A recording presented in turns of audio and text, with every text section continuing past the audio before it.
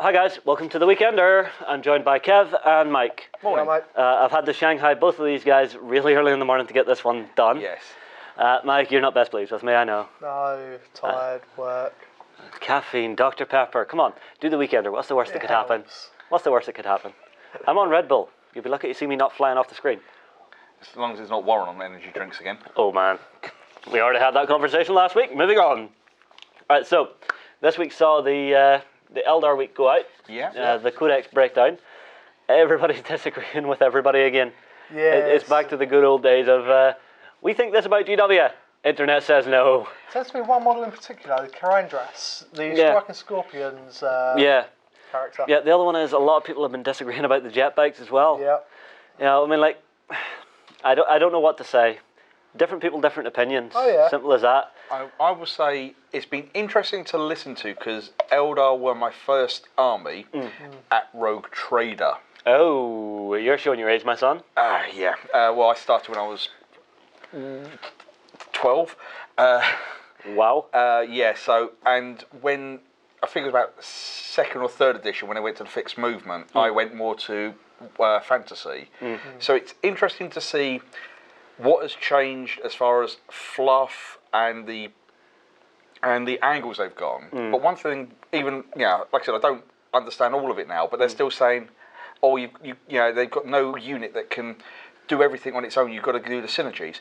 Eldar has always been like that, the specialist aspect warriors, that was the whole point of it, even from the get-go. So some things haven't changed. It's what I don't get. It's kind of what the guys were saying. Yes, they're picking out a unit and saying, this has got better. But I mean, like, Lee was sitting about here, Andy was about here.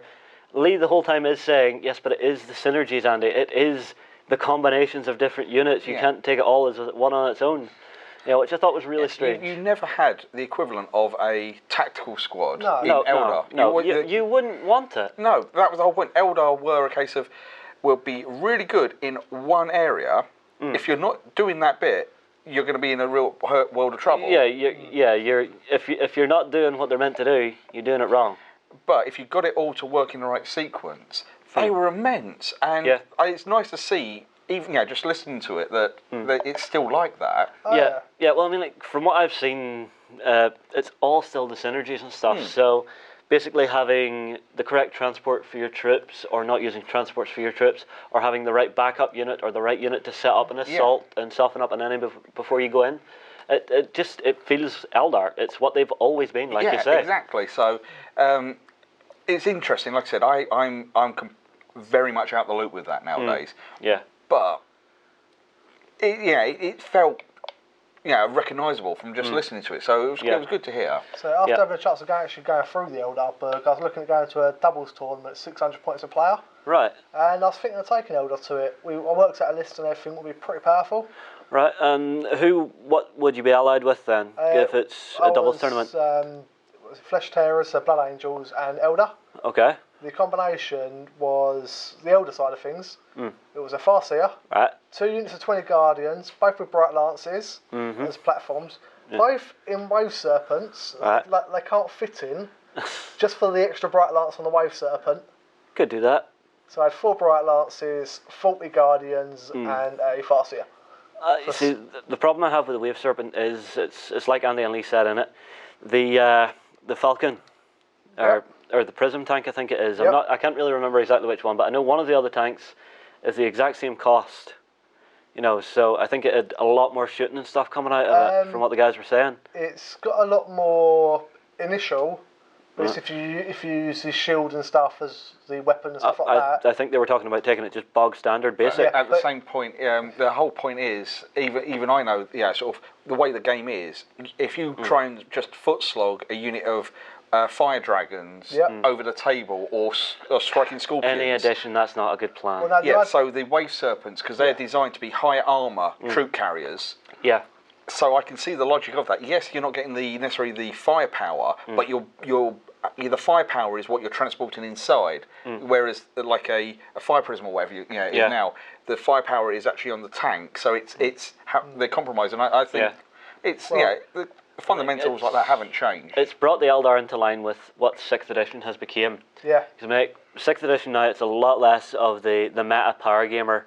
you have so much more randomness to it that it is being more designed for fun. Well, the idea of the list was that part of the army held the objectives, and the 4 Bright Lances took out any initial tanks. Yeah. Where you had the Blood Angels being the assault-based army as well. Although did the Lance rule not change now, or are you talking last edition Codex? No, the Lance rule's still the same.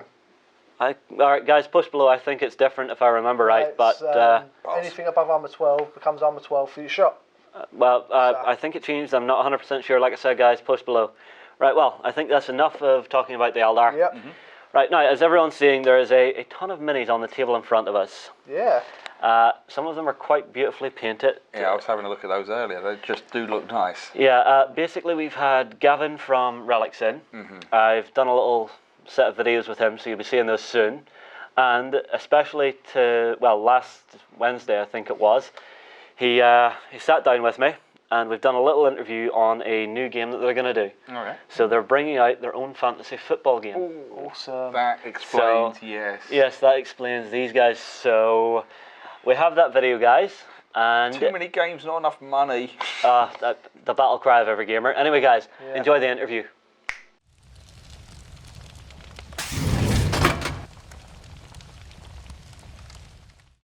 Guys, as you can see, Gavin has joined me for a quick chat about their new fantasy football game. Yes. I've seen 1 or 2 little bits from this. It looks really interesting. Yeah. I don't think anybody can sort of create an IP nowadays without putting fantasy football. There's an old saying, there are only 7 original stories in the world before you're just rehashing. Absolutely. So, and we felt that the world of Relica is prime for a fantasy football game. Oh yeah, why not? So we started writing a set of rules for it. We've produced the first set of team, or first team.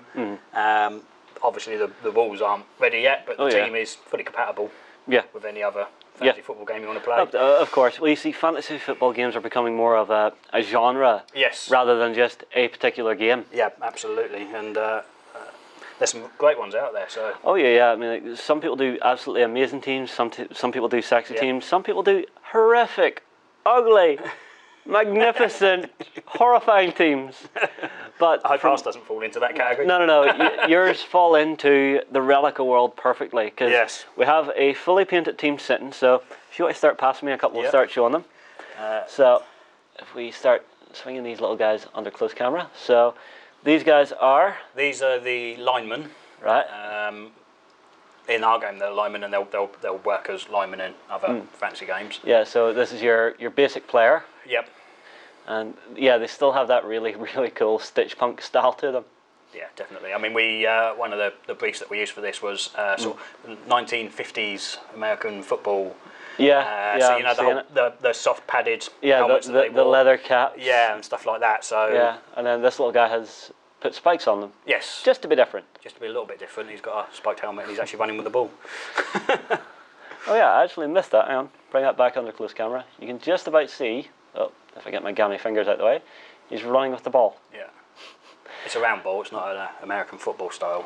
No. This well, with me being Irish, this feels a bit more like Gaelic. Yeah.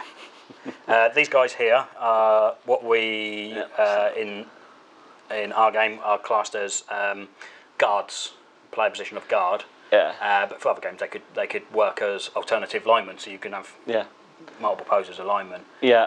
Or blockers. Or blockers. Yeah. Oh yeah. Yeah, and if this guy here is blocking, he's got a nasty little spike on his helmet. Yes. Yeah. That's the Highlander one. Oh right. He's got a kill if you turn him upside down. Oh yeah. I'm not sure you see anything if you turn him upside down, but no, there he is. There you can see. Yeah, he's wearing a little kilt with its own little sporran. Yes. With a button. No, but it has that really, really cool style. You know, that is so iconic for the Britannian side. Definitely. I mean, and is each faction going to get their own team? Yes, we're going to do every race in Relics will have a fantasy football team to go with them. We've even managed to come up with some background as to why these races that are constantly fighting and trying to kill each other will actually play a sports. Oh, could we get a little teaser? Yeah, I think it's some of it may already be on the website, but well, I'll get the full piece and send it to you if it's not on there. I'll have that in the comments, or not the comments, the description below. Yeah. Sorry, guys. So who's up next? These guys are what you'd probably call sort of throwers or catchers. Right. So yeah, they've all got the little scoop for hooking the ball out of the air. Yeah. I can't think what the actual name of it is. It's because it's based on. I can't even think where it comes from. It's either India or South America as a sport where they have these nets, these baskets. And they pick the ball up and throw it at a wall, and then it bounces off, and then they pick it up and throw it back. Yeah, I know the exact game you're going on about I can't think what it's called, though. I can't remember what it's called, but I can remember exactly where I saw it being done as a comedy bit in Jackass the movie, where they're firing tangerines at the guys. Yes. So it was. So these are based on those. The actual little baskets are sewn onto them as well, so they're not holding them; they're actually sewn. Yeah, they are actually a part of the little guy himself. Yeah. And if I can, sorry, my close camera work today is awful. Very professional. Right. Well, when you move these little guys on, they look really, really cool. See, I love the fact that it's not just they're wearing armor or anything. It just looks as if someone has stitched an extra piece of fabric onto them to go. You are now a sports player. Yeah, bit of padding or whatever. Off you go. Sew that onto him and he's away. Yeah, they've stolen bits from your mom's sofa. Yeah. This is a what we call brute, or blitzer or something like that. Yeah, so this would be your attacker. Yes. Yeah. I mean, basically, he doesn't really give two hoots about the ball. Yeah. He's generally sort of in the line punching people and doing what he has to do. Yeah, I mean, he's got the little bald fist, one arm out going, I'm coming for you. And is it just me or has he lost an eye? I think he's lost an eye and has been sewn up. There's actually a second sculpt for that in the blister, but we don't have it here. It's being painted up at the moment. All right. So who is it you're having doing the painting for these? The painting for these is done by two guys, or a guy and a girl, called Dan Twiss and Kate Evans. All right. Yeah. Extremely talented. Yeah. I've seen some of the work they've done online. They've painted all of the relics. Yeah, they took it from the bright, happy relic world into something a lot darker, a lot more gritty. Without a doubt, yeah. Yeah, no, and it really, really suits the world. So it helps that they really get it. yeah. So the next two are runners, or so they, in our game they'll be runners. They pick up the ball and they run with it because obviously they're a bit faster than anything else. They've got the what was the name from the actual Relics game for Dragoons. this? The Dragoons, yeah. Yeah. So someone has took a Dragoon and said, no, you are going to run up a field with the ball now. Yep. And you just had to give him an armoured butt plate. Yes. Just seemed like I did, and it was Christian who done the concepts for him. I think he decided that it needed a armoured butt plate. I'm not sure what you need an armoured butt plate for, but... Yeah, and then this one is actually running with the ball as well. Yes, he's got a ball in his arm and he's doing looks like a shoulder barge as he's running. He's got both of his front legs up off bashing his way up the field. Yeah. So, and this little guy has the little wheel behind him. Yep. I don't think that wheel is powered, but perhaps magic. Yeah, something like that, I think. Or as the old thing, the old thing went for as you remember the old Xena the Warrior Princess TV series. Yeah, when there was a plot hole, a wizard did it. Oh, it's always the wizard. Yeah. And the last player we've got is the Stitch Golem, who's the bigger boy. He's on a 40mm base, and he obviously you can see he's got a big ball and chain that he just swings around. A actual proper armoured plate coming down around. Yes. Although unlucky 13. Yes. I think it's unlucky for whoever meets this guy. Yeah. Because it looks as if he doesn't hit you with the ball, bash you with the arm, it looks as if he could just belly barge you out the way. Well, I mean, if you think about it, you try and sort of give him a smacking, all you're going to do is just bounce off the stuffing, aren't you? So yeah, because it's just going to steamroll through you. Yeah, the actual padding looks as if it would be spring-loaded to bounce you back. Or is that perhaps a rule or something you could come up with? A little special. I wouldn't be surprised if we do come up with something like a bounce-off type thing off of him and send players flying. Yeah, so you have failed to wound him. Roll d6. You fly that many inches backwards. Whee! Smash. So that sounds like the sort of thing. Yeah, could be a good laugh. But no, they look absolutely fantastic. You were saying you have some concepts for us for the actual board that are done up. Yeah, we got some Battleboards UK, the guys that make all of our terrain. Yep. They've sketched up a virtual version of what the gaming board will look like. Right, well, as you all can see, the beard's coming back nicely at this point, so let's see if I can rustle up a little magic. Yay, it works. Excellent, there we go. So it works. Right, so what are we seeing here? Basically, that's the general layout of the board. You've got at the ends, in the centre of both ends is a scoring post with a little hole in it. You've got to get the ball in the hole. Okay. And you get X number of points for that. Yeah. Before that, there's two holes in the floor. They're additional scoring holes. Right. But they're not worth as much because they're further down the pitch. Yeah, so you have low score goal points, high score goal point. Yep. And depending on where you score in the high score goal point is depending on how much points you get. So if you're actually in the zone, the enclosed zone that's shown by the white lines, then you'll get less points than if you score from outside that. Yeah, and I assume scoring from outside that's more difficult. Yes. Yeah. Especially if you're a Stitch Punk doll with gloves. If you're a little voodoo doll guy from Britannia, just going, I've been sent out here to die. I don't want to die. Right down the centre of the table, along the length of it, is, you can see there's 3 additional holes. Yeah. They're the launch points for the balls. Right.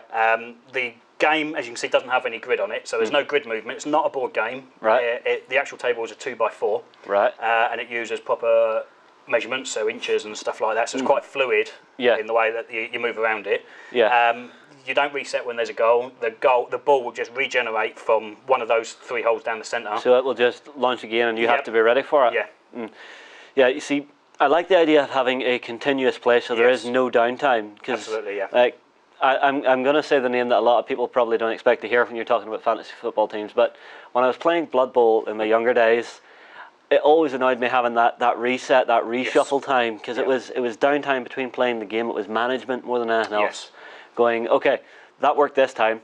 Ah, crap, he's going to try the exact same play on me again, and I can't stop him because it broke through the last time. Yes, absolutely. So in this case, if they've gone all out attack and they've moved all of their troops, their players up the pitch, when they score, you roll a die to see which of the 3 launch points it comes out. So 1, 2, 3, 4, 5, 6. Yeah. It could end up coming out at their end where they've got nobody stationed and you've got some guy loitering around waiting for the ball. So so if you're clever, you've seen that your opponent is going full attack. You can say, right, I'm going to let him have it this time. Fine, I'm going to give him a bit of issue so he can't get the big score, but I'm going to set myself up so that I'm behind him. He has nothing behind me, so I can get right the way back and hit that other score point without any opposition. Absolutely. Unlike football, there's no offside, so you don't have that issue. I don't do football. I don't know what the offside is. No, me neither. I think some of the players don't even know. Part of the rules is that we're going to have a card deck that you can use, and the card deck has sort of special events that you can do. It's got the obligatory sort of modifiers for picking up the ball or falling over if you try to run.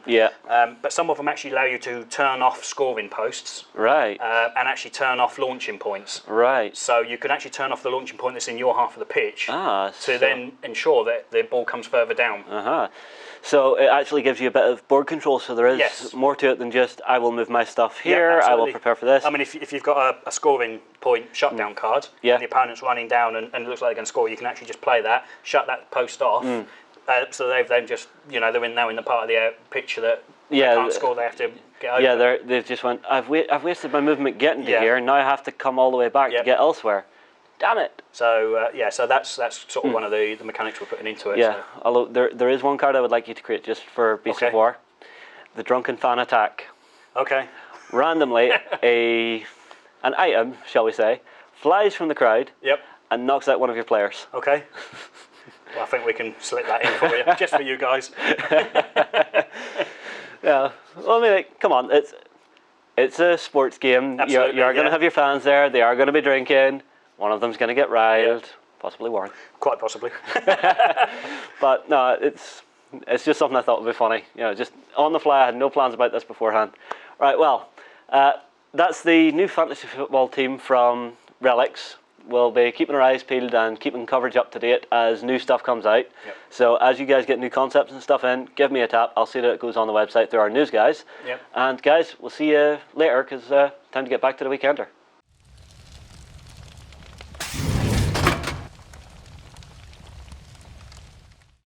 I really enjoyed sitting chatting to Gav about the new team and the new game that they're running. I think they look really nice. They really are nice, and I'm a little ashamed of that the card I suggested that I told you guys about.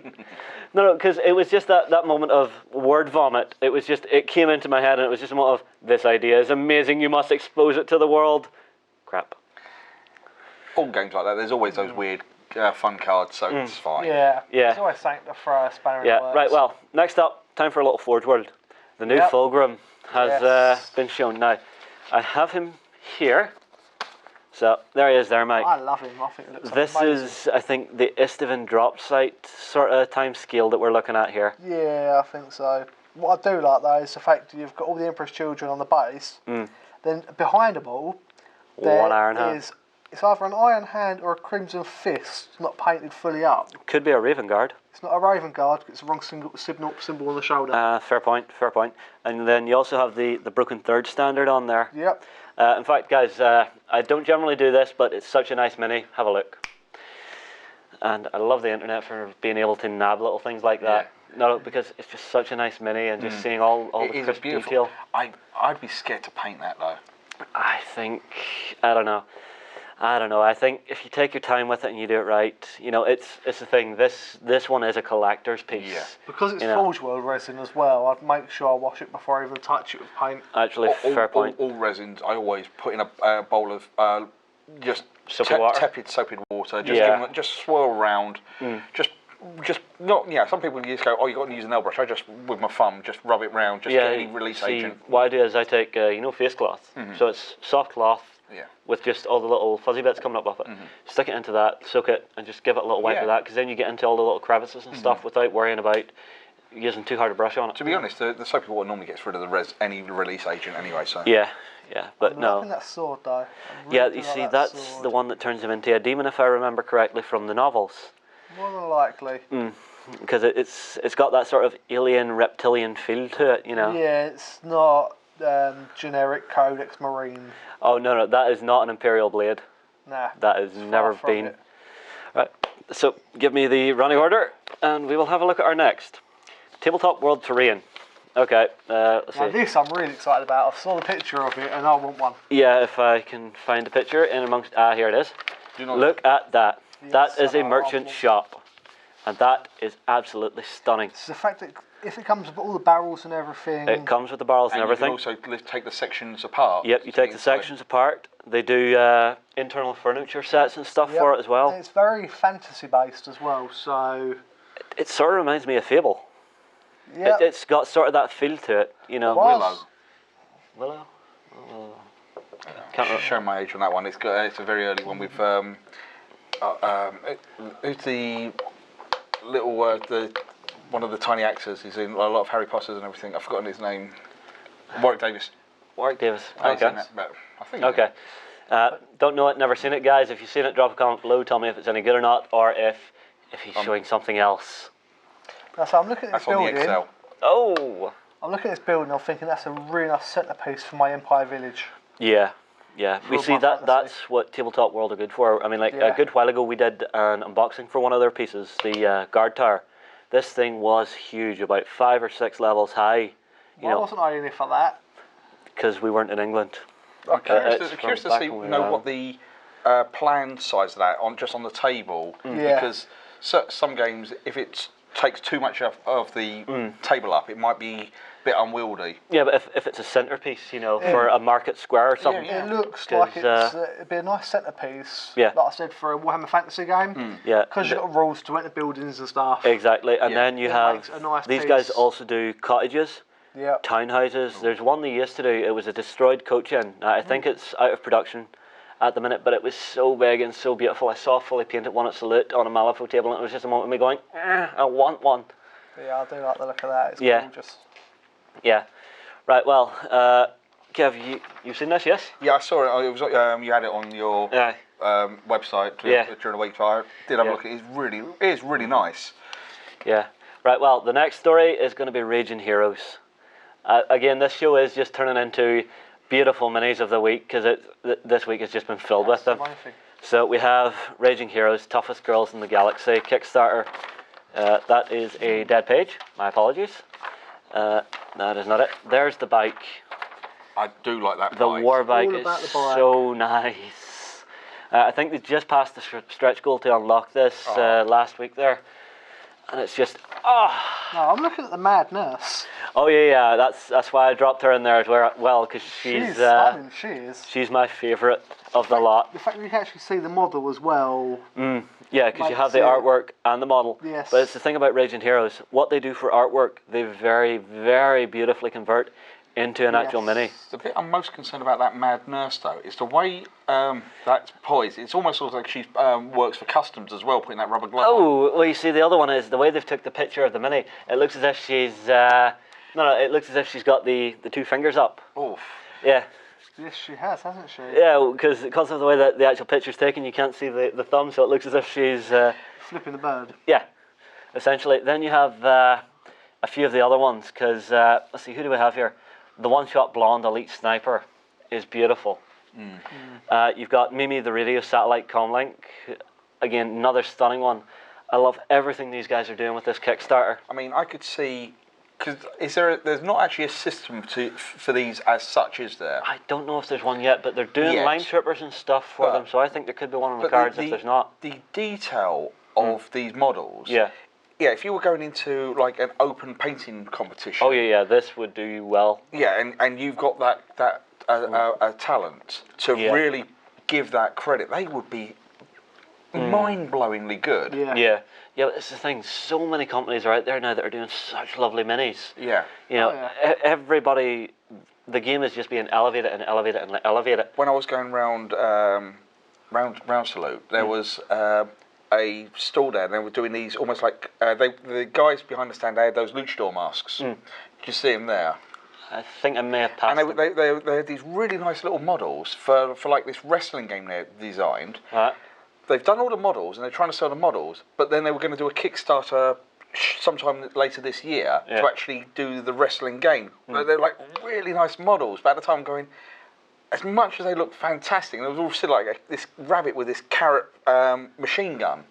Yeah, it was firing on the ammo belt. It was carrots. It looked really nice, but it's like, I'm not sure if I can justify buying that model if there's no game and if my talent is good enough to paint it. And it was really and ahhing. Well, and there's so many systems like this out with different beautiful models. Yeah, but you see, it's the curse. If you don't buy it and you don't try, you'll never get better. No. Yeah. I mean, like, my painting is still down in the toilet. I mean, like, I haven't been able to properly hobby in months, you know. I've been getting, the last couple of weeks, I've been able to get a little bit of painting done. I'm actually going to show that off in the XLBS, and everybody can ridicule me for my terrible paint jobs and tell me not to brutalise more minis, and Roman can smack me around the back of the head the next time he's here. I mean, I can do a reasonable tabletop standard, from 3 foot, they look fine. Yeah. But looking at these models and looking at what Roman can do, and it's just like, it's a different level. Yeah. You see, here's the kicker for me. I have watched every last one of Roman's tutorials because I've had to edit every last one of them. I haven't had a chance to put the techniques to practice, so I haven't been able to bring myself up to the standard. You know, and it's a curse because I know how to do it, theoretically. Yeah. It's just having that brush control or having that sense of how diluted your paint should be. Yeah, and the application and the time and the practice. I mean, everyone can get there, but it's just time. And you look at these and you think, oh. I'm looking at it now thinking, show off. Oh yeah, that's another one. She's not bad. The Soul Weaver. Yeah. Where's was it the mechanic? Oh, the mechanic? No. That is not from these guys. Oh, I've actually put her on the floor by accident. She is from Bombshell Miniatures. Give me 1 second. I'll see if I can get this back. Sorry, I thought this was a misprint. So Bombshell Miniatures are back on Kickstarter with another mini. So this is her here. She's sort of a sci-fi mechanic who, once you get the right pledge level, you get the scenic base of the destroyed robot, and then you get another 3 robots to go with her. One of them goes onto the scenic base, which is just flying back after having taken a shot to the chops. And it's cute, it's light, it's funny. It's why I love Bombshell. I could, saying about uses, I could see that for like Iron Kingdoms as a mechanic. Yeah. And that would be fantastic. Yeah, and then I think you can actually get her on and off the scenic base. So I think you could get both. Even if you couldn't, you could always just pin her foot. Yeah. And then you can. Yeah, and then switch your base to base. Yeah. No, but still, such a beautiful mini. And then the robots have that old school sort of 50s feel to them, you know. Yeah, it's really Flash Gordon. Well, I was thinking, Flash Gordon or Metropolis or anything like that. Yeah. It's really, really retro, but really nice. Right, well, the last one for beautiful minis that have caught my eye this week is a little more for Batman from Night Models. Oh, yes. We have Ra's al Ghul and the League of Shadows. Everyone loves ninjas. League of Shadows. Come on. And it's done Liam Neeson. Come on. You cannot say Liam Neeson was not a perfect actor for Ra's al Ghul. I can't think of a bad part he's been in the last several movies he's been in, really. Exactly. But regardless of that, it's ninjas. Yes, but I still think Liam Neeson would beat the ninjas. But just for being Liam Neeson, he will beat the ninjas. But it's ninjas. But it's Liam Neeson. I'm sorry, did you not see what that man did to Paris? Nah. Didn't watch it. Right, well, anyway, it's another beautiful set. This week has just been a week purely filled with lovely, lovely stuff coming out from everybody. They are gorgeous, I want them. Exactly. No, I am just so amazed at what people are producing these days. It boggles the mind as to how some of it can be made so beautiful. Like, you look back, 10, 15 years, models were nowhere near as pretty as they are now. It's not only that. If you look, 10 years ago, there was only really board game manufacturers, and then you had, say, Games Workshop, and one or two independents who released 2 or 3 models never really got a foothold into the system, and that was it. Now, enough other systems and games have got their feet under them. Yeah, got their foot through the door. Plus, you've got things like the Kickstarter, so someone can go, I can create these. I've made these half dozen models. If you give me enough money to help me fund living while I'm making some more, I can make another dozen. Yeah. And then hopefully from that'll be enough for either myself, a colleague, or a third party to make a game that they work for, and it can develop. And I think it's a really exciting time for model makers and artists who just to get that first break. Yeah, but you see, it's the other thing of technology's coming to play a bigger part now. So, I was chatting to Carlos. You have 3D sculptors coming into the industry now. Now, you can hum and ha if you like. A 3D sculptor has a big advantage over a traditional sculptor. I don't deny the advantage of technology. I mean, I'm an engineer anyway, but I think there's something. A 3D sculpts. I mean, there's models that I use which are 3D sculpts, and they're really nice. Yeah. But I think you can still tell the difference of what's being sculpted on a computer screen and what's being made by an artist with some kind of green stuff, grey stuff, whatever, and made it and then made cars from it. And there's something still.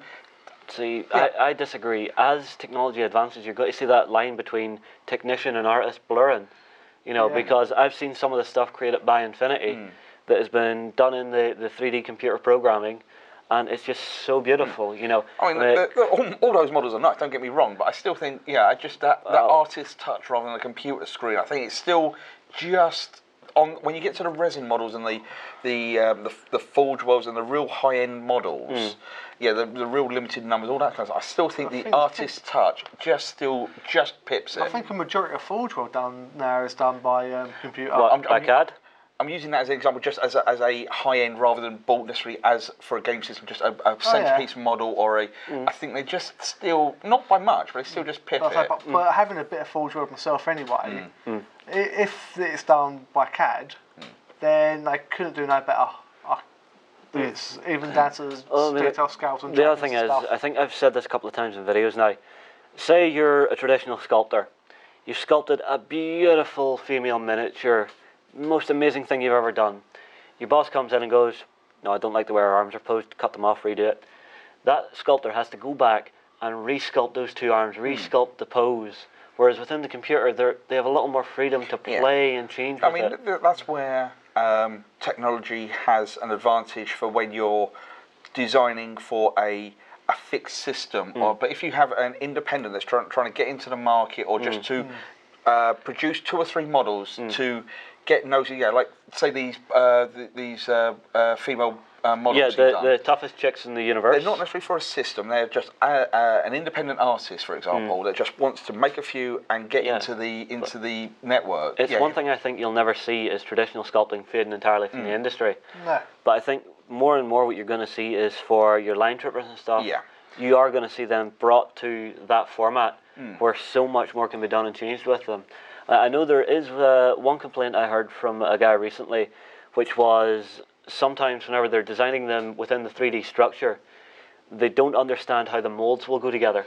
So they don't understand the cut points where it has to come out, go into a mold, be cast, and then go back together. Or conversely, where they're going to be splits, where the mould line could be, and all that practical hands-on stuff. It's not just in model making. You can have, again, in engineering, I've had it so a guy gives me a drawing and doesn't appreciate the practicalities. That's just life. You know, getting a guy with a tools in hand will appreciate what they're doing on the screen a lot more. But that's whether you'll ever get that with this. It's a different matter. That's a totally different discussion.